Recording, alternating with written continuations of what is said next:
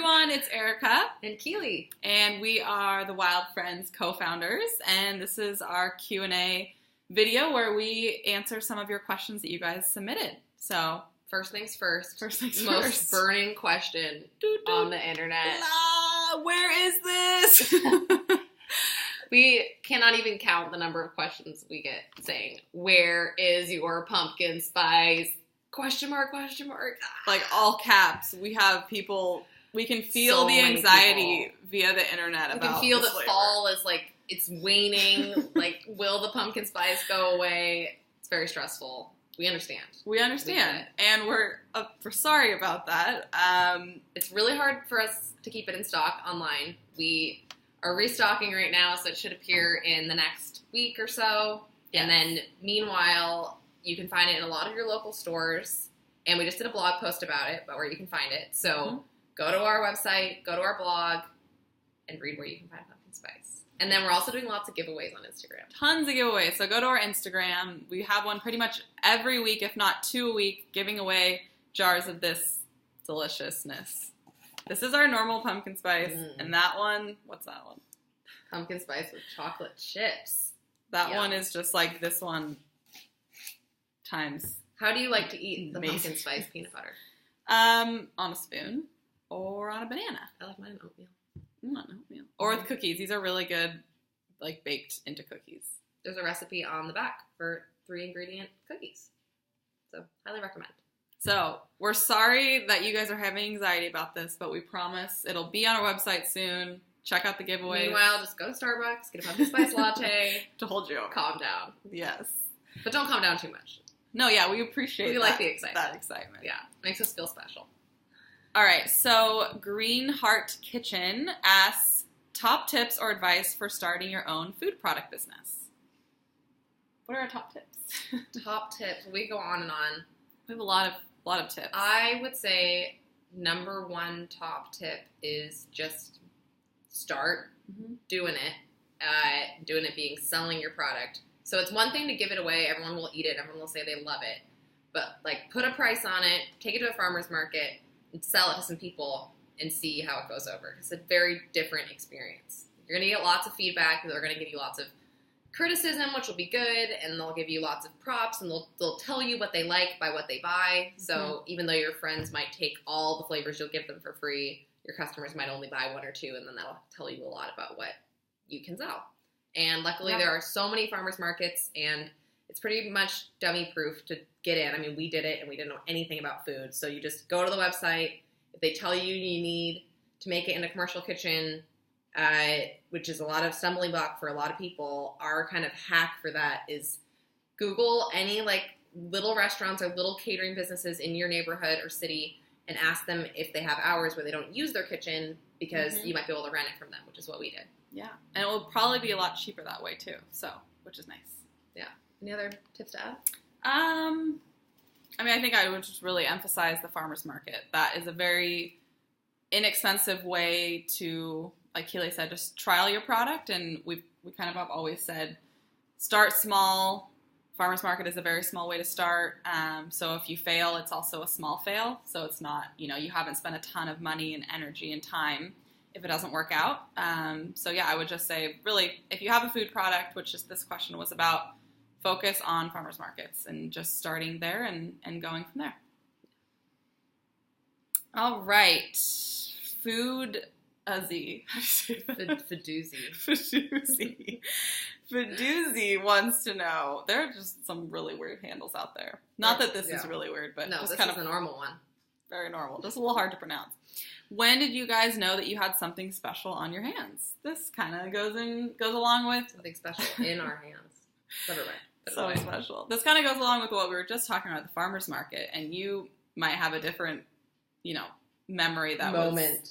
Of a moment of like, we've made it. But for me, I will always remember our first street fair. We were University of Oregon students. Keeley was 18, I was 19. Street fair is, for those of you that don't have street fairs in your neighborhood, is basically an on-campus farmer's market at University of Oregon, and it happens twice a year, in the spring and in the fall. Yeah, farmer's market for college kids, basically. And we as we were talking about the commercial kitchen, we made what we thought would last us the whole 4 days of the fair. The fair was 8 or 9 hours a day. We're like, we've made plenty. I think we made about 350 or 400 jars. 3 jars at a time. So that was a labor of time. of love, to say the least. So, and we sold out of those jars in less than 2 days, and we were so excited, but also just all right, no sleep. We're just going to go straight to the kitchen at night, make it all night, and then go to the next day of the street fair. And it was so fun. It was the first time that we were in front of people selling and kind of representing this new, product that we had just made. So it was pretty intimidating when we first started. We're like, we have no idea how this is going to go. All of our peers are going to see this. Like, are we crazy? What are they going to think of us? And just the response we got was so overwhelmingly positive and exciting. So I think, we're like, if poor college students want to spend $5 on a jar, like Keeley was mentioning, a jar that had no official labels, no nutrition facts. We, didn't make it in a fancy kitchen, but our friends and peers were willing to spend $5 on it. We're like, I think we're onto something. Yeah, I would say that's probably the same for me. It's very energizing. Yeah, and we were the only students, most of the booths were adults and local businesses, and we were the only students with a booth. And I just remember coming to the booth from class, because I'd have to go to class and come back, and Eric would be manning the booth with some of our friends, and seeing a long street of booths, but there's just a pack of people at one booth. And I was like, that's our booth. It was so satisfying and fun to see, our booth being kind of like the talk of the fair. And we made a lot of shirts, and so all of our friends that were helping and kind of standing around a booth, they were all in blue, what we like to call our squirrel blue. And they were all in these bright blue t-shirts. So again, it was a pack of people, and they were all wearing the same t-shirt, and it was very proud. It was very proud moment. We got to get back to the street fair days. Those good days. Good times.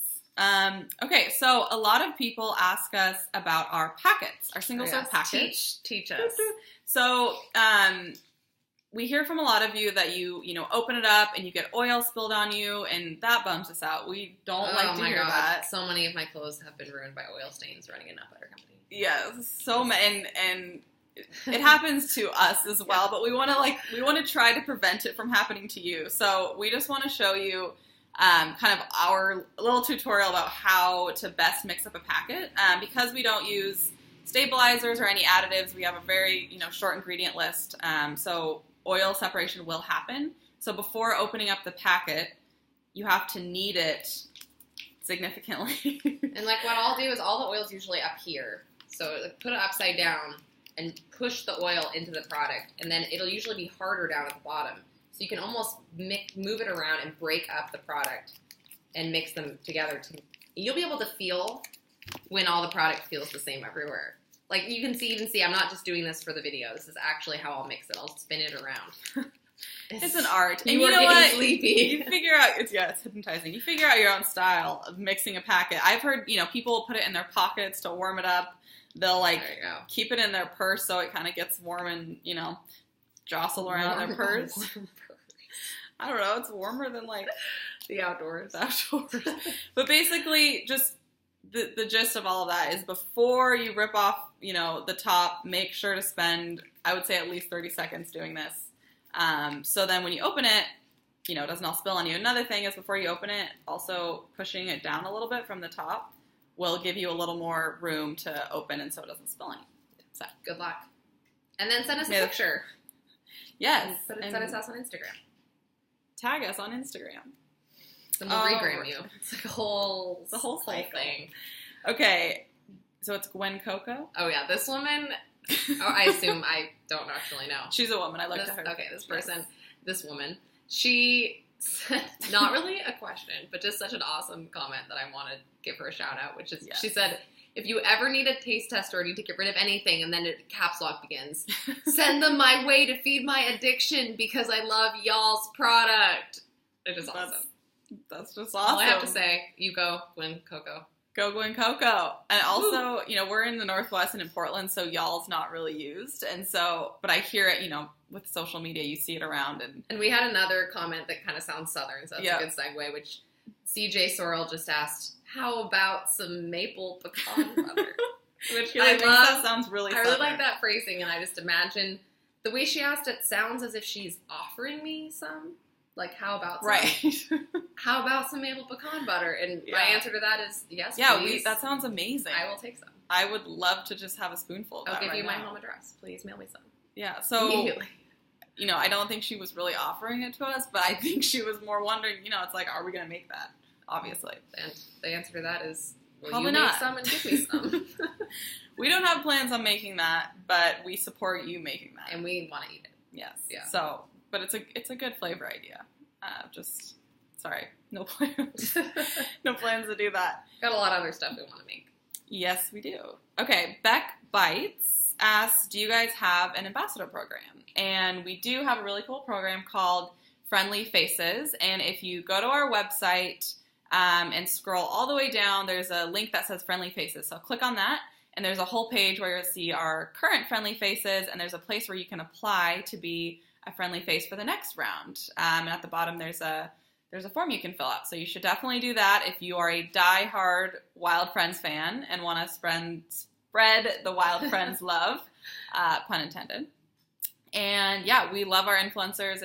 It's really awesome to, have them share our products with all of their followers. And as Keeley was mentioning, we love to regram all the amazing things they come up with. So if that sounds interesting to you, What's something that one of our ambassadors has blogged about recently that you want to, like a recent blog post or something that you so many enjoyed especially, so people go check that out? So many.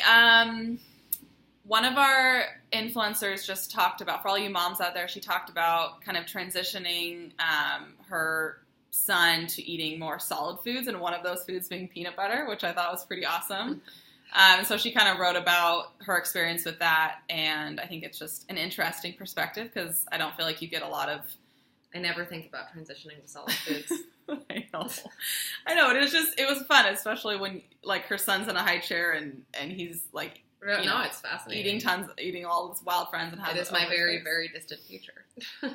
Very distant. And also another one that was just recently on our Instagram, but I thought Danny, one of our influencers, she loves, she was talking about loves dipping fries in milkshakes. So she did this like healthier version of that with making like a chocolate, protein smoothie and roasting sweet potato fries, making sweet potato fries and dipping in there. And I thought that was amazing. And I want to give a shout out to one of our friendly faces, Alexi Pappas, who's on the cover of Runner's World this month. Nice. And, go Alexi. Yeah, she's awesome. She's an Olympic runner and a very cool person, cool lady. So I think that's it for right now. Send us your questions anytime, and we'll answer them on our next video. And we know, again, this will be back soon. Rubbing in your faces. We have this. You don't. We have so many jars. We want you to have it. We wish we could just ship it to everyone that wants one. But every house a jar. It makes me so sad. And we hear you, we see your comments, and we're not doing it on purpose. Like, we really aren't being just cruel. No, we're working to get it everywhere for you. We're working on it. It'll be on Amazon soon, and as soon as it is, Instagram will be the first to know, so follow us on there. Absolutely. Thanks for listening, guys. And watching. Goodbye. Until next time.